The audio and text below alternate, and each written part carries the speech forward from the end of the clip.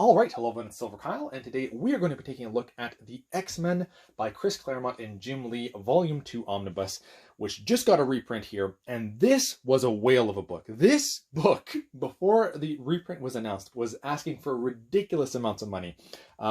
More so than Volume 1 was also very sought after, but I feel that Volume 2 skyrocketed, and to me it's because this is where X-Men #1 with Jim Lee starts, and we get a lot more material from him.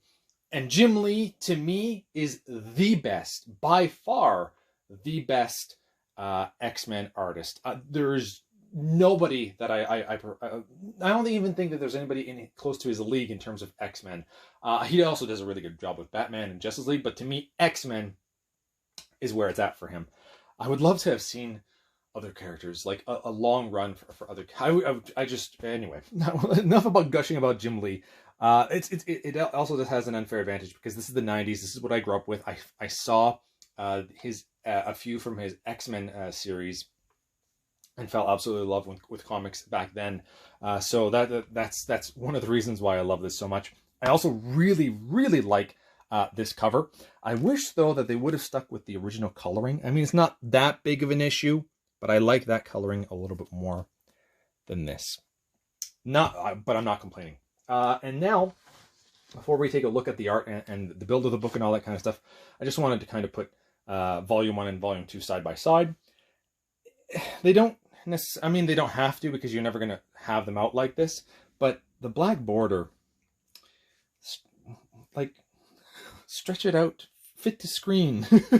I don't know why they did that. But this is what you're actually going to be seeing. Them side by side with the Magneto here for Volume 2.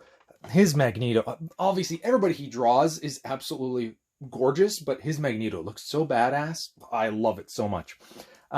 Anyway, Volume 1 is a bit thinner than Volume 2. Volume 2 is actually about 100 pages more, with 720 pages for Volume 1 and 832 with Volume 2. So we are getting a bit more here. So that's what I just wanted to show you, and now we'll actually take a dive into the actual artwork and build of the book. All right, so a deeper dive into this beautiful artwork here that we have. We're going to take a closer look at the cover because it needs it. I feel like I could just, this might be one that I run way too long with because I'm just going to be gushing so much about the artwork.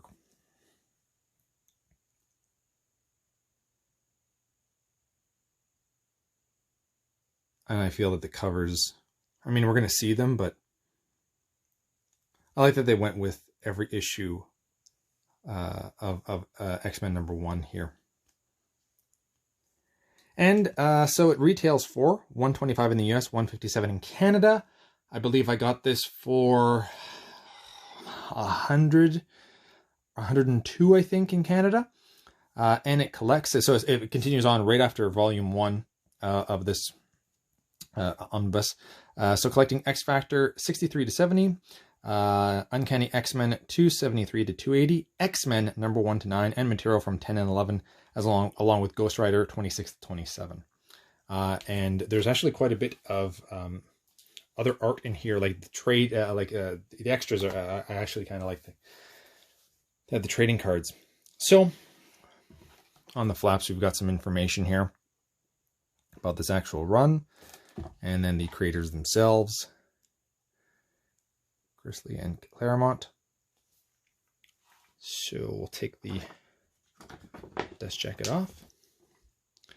I've already stretched the book. Good binding. I did have to stretch it out a little bit more, though, to properly get what I wanted. So normally I just do it like a very easy stretch, like just stretch it out twice, but I actually did a little bit of what I normally do for books that are normally reserved for DC. Plain black, because it's not anything specifically modern. Crazy to think that 90s, man, that's not modern. That's so weird.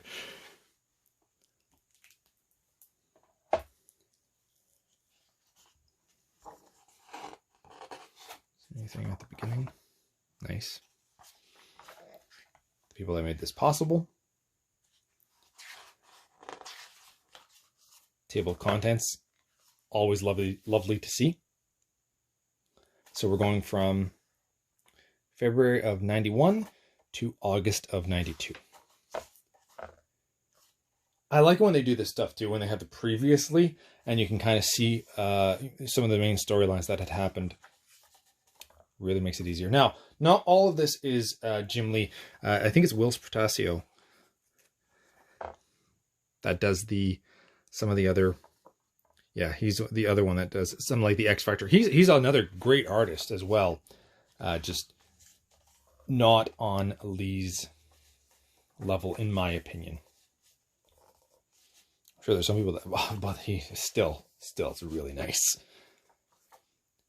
So yeah, I think I'm gonna have to stretch this out a little bit more, honestly. I did a quick thing, and I think obviously when you read it, it'll open up more. I don't know what's up with Marvel lately. I mean, I expect this from DC, but not from Marvel.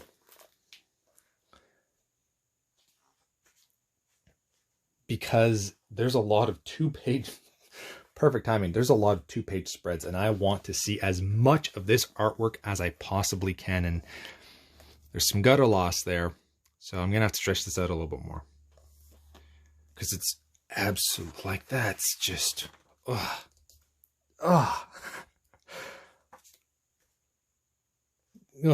man, so nice. I don't remember from the few issues that I had read from the X-Men series. I don't remember anything. Oh man.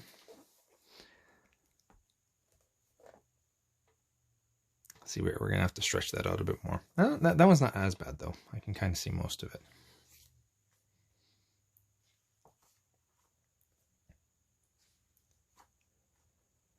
I also like that when we get to the X-Men run, they're in the suits that I'm more familiar with them, because that's where I first started reading them, but also because it's what the TV series...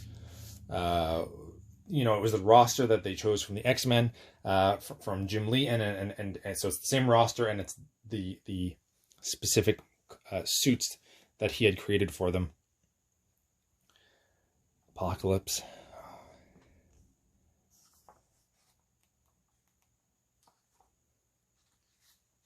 And I actually knew probably more so about X-Men from that TV show, which I really liked, that 90s TV show. We were spoiled as kids for comic book TV shows. The Batman animated series, the X-Men one, and the Spider-Man one, like, you can't ask for anything better, in my opinion. All right, here we are. Yeah. Best-selling comic book ever right here. And they had 4 different covers. Honestly, if I could choose, I'd probably pick the Magneto one. That would be a close second, but I'd want all of them. I wish I could go back and get these because it's just so iconic. And then you have the 2-page spread with the actual image here. It's not doing too bad, but no, I'm going to have to stretch it out more. Definitely. There's not really much of an eye. Just too bad. Sorry, I should have done this a little bit more. If you really want to see, I can do an updated video of this with me stretching it out properly, or just longer. Oh man, we could just stay here. Look at Beast. Beast looks amazing. Magneto, obvious. Oh, like, I think that was there one here. Oh, no, but like, oh man. See, you'd want to be seeing Magneto there. I'm going to have to stretch it out a bit more.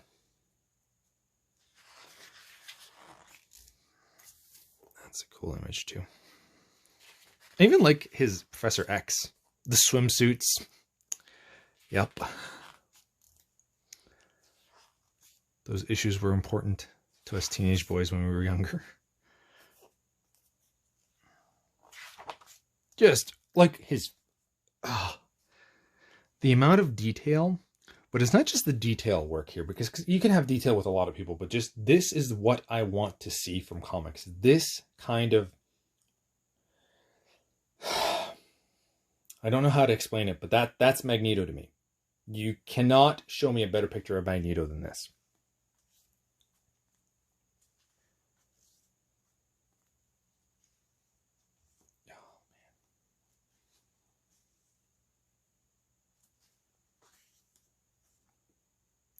remember that issue.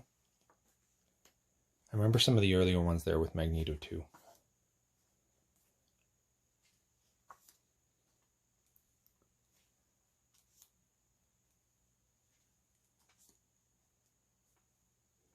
This is the Ghost Rider stuff.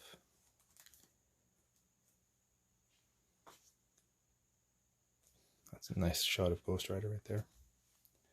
The colors too, really popping. All right, and now the extras. I'll just quickly go through those. Right. Oh, that's a cool image though.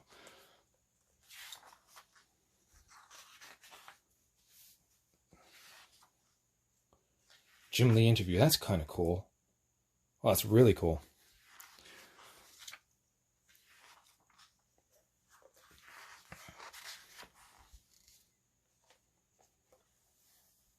Just want to kind of go through some of this before we look at the actual build of the book and all that kind of stuff. So I want to show the trading cards. I mean, this stuff is nice too. Oh, that's nice.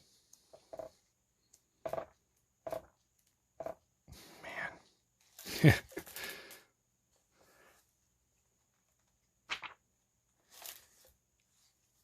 Just absolutely gorgeous. Everything here. The trading cards.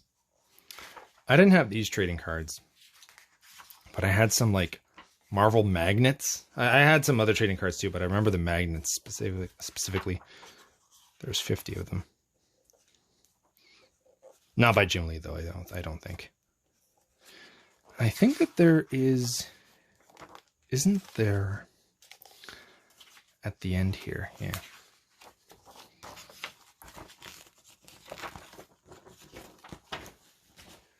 Oh boy, I won't be able to do all of that. But it comes with there. All right, so just quickly, because I know I'm running out of time on my phone for whatever reason, telling me that. Oh, it does it on this side too. But build of the book. The eye, maybe a bit more in the middle. I mean, it's there, but it's not like that when I'm laying it flat. It's not as apparent. It's not bad, but I think I can stretch it out a little bit more. So I just wanted to give you that as an option. Thank you all for watching. You've been bearded in Beardage.